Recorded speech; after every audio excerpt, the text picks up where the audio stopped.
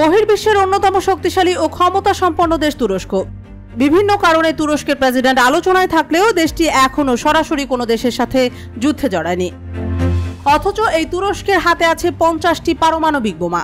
মনে প্রশ্ন আসতেই পারে, এই বোমা তুরস্কের হাতে আসলো কেমন করে? মূলত 60 বছর আগে দ্বিতীয় বিশ্বযুদ্ধের পর সোভিয়েত রাশিয়ার সঙ্গে স্নায়ু যুদ্ধের কালে যুক্তরাষ্ট্র শক্তিশালী এই বোমাগুলো সেখানে মোতায়েন করে। এরপর তুরস্ক আর সেই বোমা ফেরত দেয়নি। বিশ্লেষকদের ধারণা, পারমাণবিক বোমাগুলো যুক্তরাষ্ট্রকে আর ফেরত দেবেও না তুরস্ক। তবে সিরিয়ায় তুরস্কের কুর্দি বিরোধী অভিযান শুরুর পর তুরস্কের সঙ্গে যুক্তরাষ্ট্রের সম্পর্কের ব্যাপক অবনতি হয়।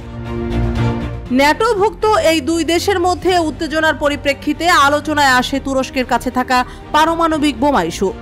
যুক্তরাষ্ট্রের সঙ্গে তুরস্কের সম্পর্ক খারাপ হওয়ার পর সবচেয়ে বেশি আলোচনায় আসে সিরীয় সীমান্তের 150 মাইল দূরের শহর আডানার ইনসালিক বিমান ঘাঁটিতে মোতায়েন থাকা যুক্তরাষ্ট্রের পারমাণবিক বোমার বিষয়টি।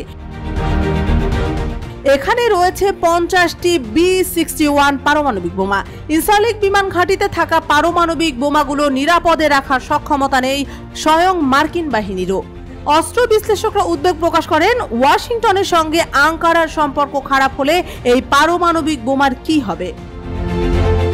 এ বিষয়ে অস্ত্র বিশেষজ্ঞ হ্যান্স ক্রিস্টেনসেন বলেন, ঘাঁটিটির সামরিক অবকাঠামো ও অস্ত্রবল যথেষ্ট হলেও অন্যের হামলা থেকে রক্ষার জন্য প্রয়োজনীয় জনবলের যথেষ্ট ঘাটতি আছে সেখানে। তিনি মনে করেন, সেখানকার নিরাপত্তা ব্যবস্থা নিয়ে অনেক আগেই চিন্তা করা উচিত ছিল। তবে যুক্তরাষ্ট্রের ওই পারমাণবিক বোমাগুলো বহনের মতো বিমান নেই তুরস্কের। কেবলমাত্র মার্কিন বিমান বাহিনী সেগুলো ব্যবহার কিংবা সরাতে সক্ষম। এ অবস্থায় তুরস্ক বোমাগুলো নিয়ে নিলেও তা তাদের কোনো কাজে আসবে না বলে মত অনেকের। কিন্তু বসে নেই এরদোয়ান।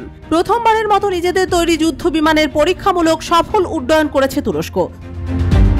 তুর্কি অ্যারোস্পেস ইন্ডাস্ট্রিজ বা TAI ডিজাইন করা এবং নির্মিত বিমানটির নাম কান বা খান। TAI প্রধান টেমেল কোটিল জানিয়েছেন, এই যুদ্ধ বিমান 8000 ফুট উচ্চতায় 230 গতিতে উঠতে পারে। কানের সফল উড্ডয়নের পর এরদোয়ান বলেন, নিজস্ব প্রযুক্তির ফাইটার জেট তৈরির ক্ষেত্রে তুরস্ক আরেকটি গুরুত্বপূর্ণ পর্যায়ে অতিক্রম করলো। আগামী দিনগুলোতে জাতিকে আমরা প্রতিরক্ষা শিল্প নিয়ে নতুন সুসংবাদ দিতে থাকব। আবার অনেক বিশ্লেষক বলছেন, তুর্কি প্রেসিডেন্ট রিসেপ তাইপ এরদোয়ান পারমাণবিক অস্ত্র তৈরি শুরুর চেষ্টা করছেন। যতদিন পর্যন্ত নিজেদের অস্ত্র তৈরি শেষ হবে না, ততদিন পর্যন্ত মার্কিন বাহিনীর কাছে বোমাগুলো তুরস্ক হস্তান্তর করবে না।